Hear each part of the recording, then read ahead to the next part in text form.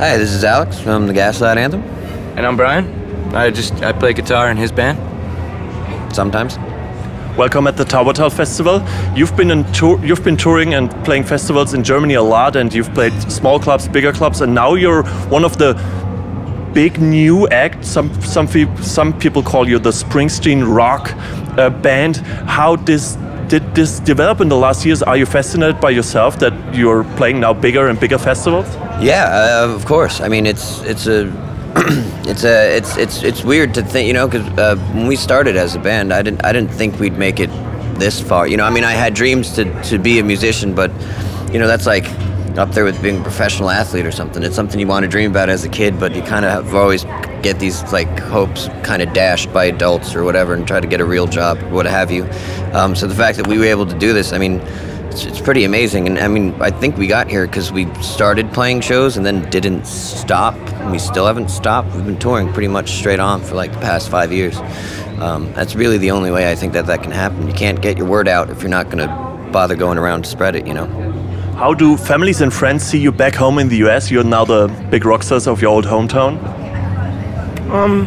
I think that so far it's been pretty normal. I mean, people are proud of us. I think they wanted us to kind of, you know, to win, because we were kind of doing it for the hometown. You know, like I feel like we're like a team, like a sports team from New Brunswick. You know, like as if we were, you know, like a football team or a baseball team or something. And like we're winning, and it feels like when the Yankees win, I feel good. You know, and when the Mets win, you feel good. Or, you know, when St. Pauli wins, you feel good. You know, doesn't happen too often. It feels like a team, like we're kind of representing New Brunswick, and we're winning, and it's cool because then everybody feels like they're winning. I like it. Yeah.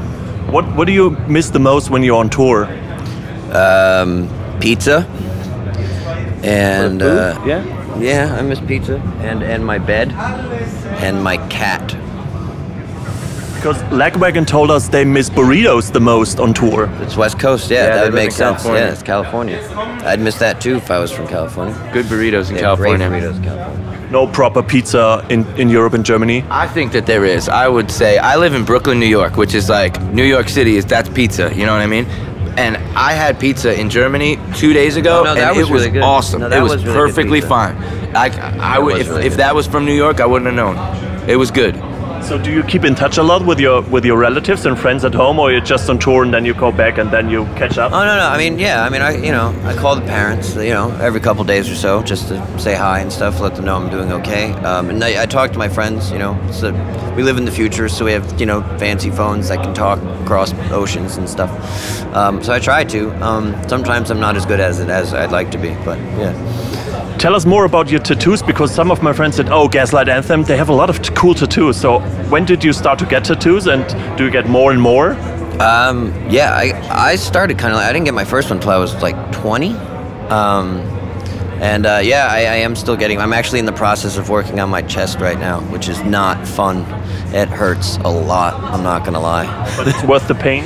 Oh yeah, I mean, because it hurts for like a couple hours, but then it's there forever. You know, it's awesome. And you know, I'm lucky enough to have, like, my tattoo artist is like one of my oldest friends. So it's like, you know, it's another excuse to go see her too. You know, hang out for a bit.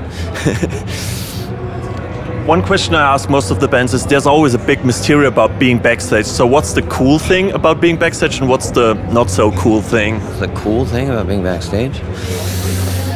I don't know. I mean, it's not what you see in the movies, I tell you that much. I don't know. The cool thing... Unless you're No Effects, then Right. it is. Why? Because they're a good time.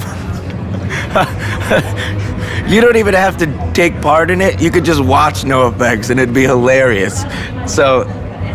What's happening there? Well, you know, I don't know. You just have to see it. I can't, you know, I'm bound by punk rock oath. I can't tell you, but it's fun. I mean, like, it's just usually it's like guys having a good time, you know, together, just laughing and like making each other laugh and pulling dumb pranks on each other, and it's like high school, you know. It's a good time. But I think the coolest thing about being backstage is you get to kind of meet the other bands that you like, you know. Like we've been on playing festivals for the last 3 days with the Hives, and I love them. I absolutely love them, and they're just hanging out. We're talking to them, and it's like I would have never gotten to meet them, you know, forever ago.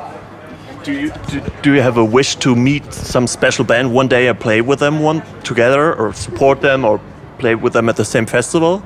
Are you looking forward to see a band one day you haven't seen? Well, we've played a couple festivals with the Flaming Lips, but we've never been able to stay long enough to actually watch their set. So one of these days I would like to be able to catch that whole thing. I got to see like 3 songs once in Switzerland, but then I had to leave to catch because we were flying to Spain, I think, the next day. Them, and we did get to play with The Cure at a festival in California, and that was like top of the list for me, you know. That was pretty awesome. They're like my favorite band, so that was pretty cool. And your favorites? I like Pearl Jam. Pearl Jam is my favorite band, and I think that I would like to play with them. But I think I'd like to play with, you know, guys, just other guys that we like too, like the National or like some of the guys from the Arcade Fire or something like that. Like to just get on stage and kind of maybe do a cover song together, you know, like do something that maybe influenced both of us, because I think that, you know, us and those kind of bands have similar influences, and I think that it'd be really cool to like go on stage and do like some like Neil Young cover or something like that, something real cool, and it'd be fun to do that. Let's go back to being on tour. Do you explore more good and bad habits in the bus from your bandmates? So what are your bandmates' worst habits, for example? Like burping or snoring, something like that? We're pretty boring. You don't fight? No. Not so much anymore. I mean, you know, like, knock on wood, but not really. I'd probably say like the worst habit anybody in the band has would be Ian's ability to sleep for about 17 hours a day. Yeah. Because I don't think that's healthy. Ian, he plays guitar with us sometimes. He really sleeps a lot, like a lot. How much sleep do you get usually in the bus? Like normal sleep. I go to bed in normal time, and I wake up normal. I try not to sleep too late, you know, or I try to do it the same way I would do it if I was home. So I go to bed after show and then wake up, you know, in the morning, sometime 11:30. Sometimes I miss interviews, but you know, I'm in a band. Like, I'm not supposed to be on time. Like, it's. That's why you sign up for this, because you don't want to wake up early to go to work. You want to wake up at 2 in the afternoon to go to work. You go to work for 15 minutes and then go back to sleep.